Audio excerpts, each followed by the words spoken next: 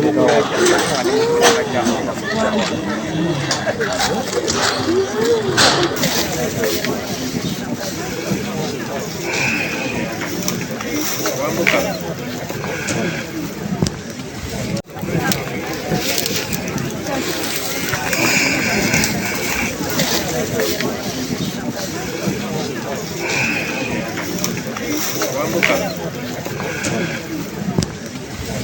wano Okuziika mutabani wa Phina Masanyalaze era nga abakoze ku ky'okuziika Phina service yakoze ku ky'okuziika bazze okuziika nga mubalaba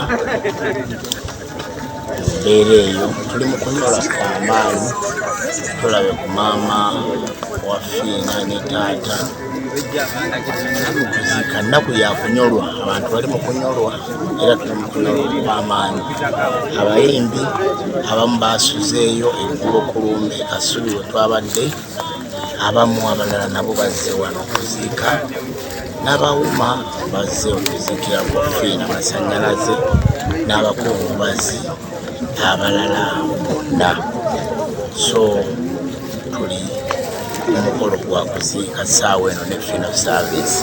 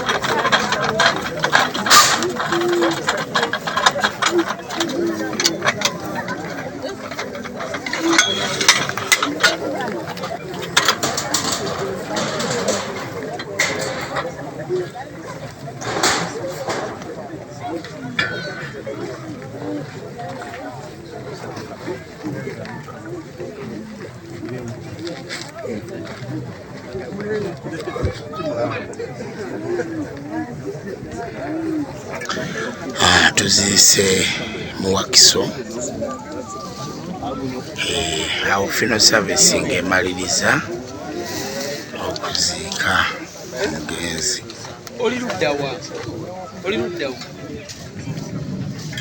Abantu babaddewo bangi bawerekedde omugenzi.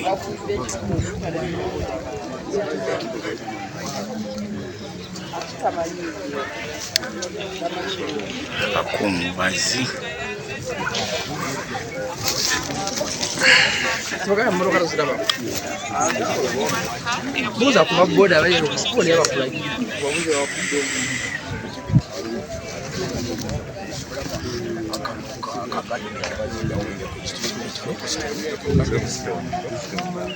ejjajja w'omugenzi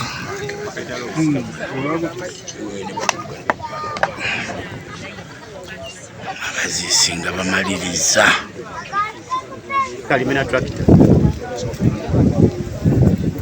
ako gwe mba mwambukira awo ujje straight era emmotoka mujja kwavugala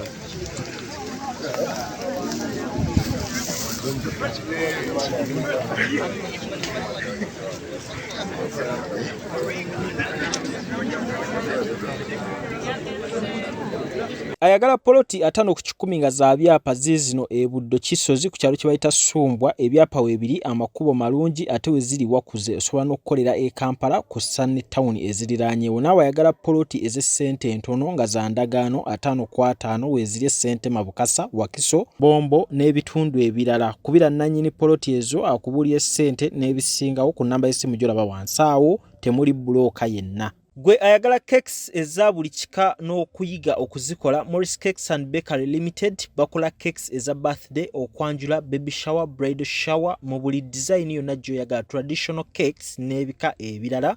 Balina donuts, bread, eby'omulembe. Basangibwa Wakaliga okumpi n'akatale k'aba veteran. Ku namba z'essimu z'olaba wansi awo ku call ne WhatsApp.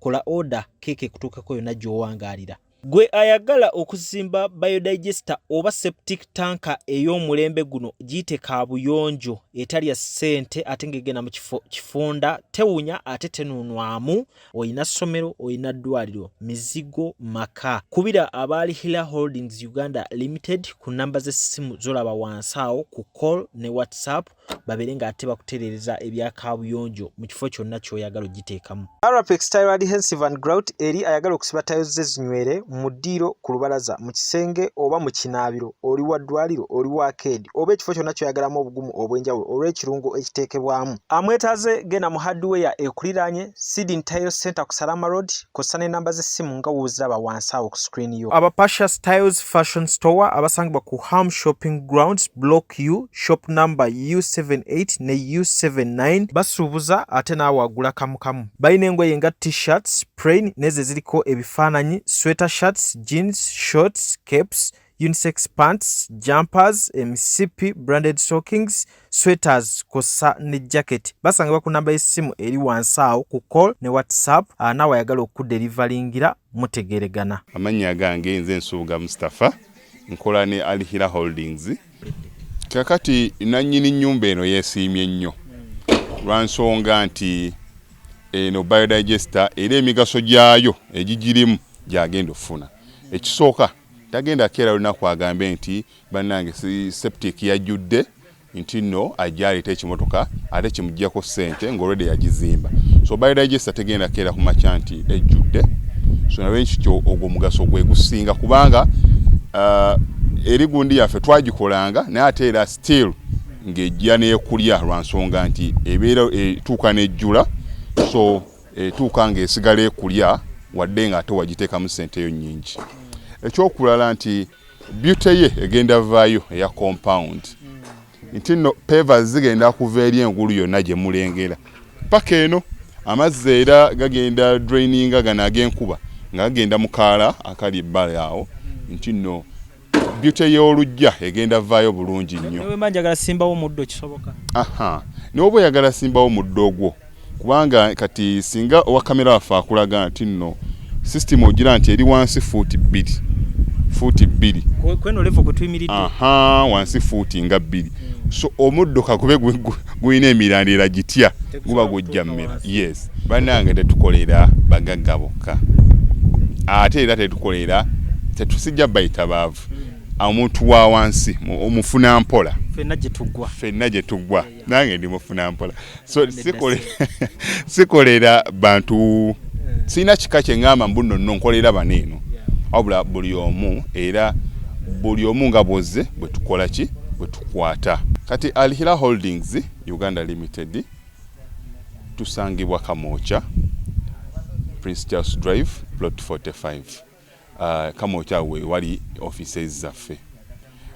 Tuyina namba z'amasimu esooka ya Airtel 07017 66992 neya MTN 0789224230. Abasinga batumanyira mu biodigester kuba bwe tuvudde nnyo mu kamera naye nga abaklanti baffe abapya n'abakadde bagenze bakitegeera nti no ne general construction yenna mwetuli.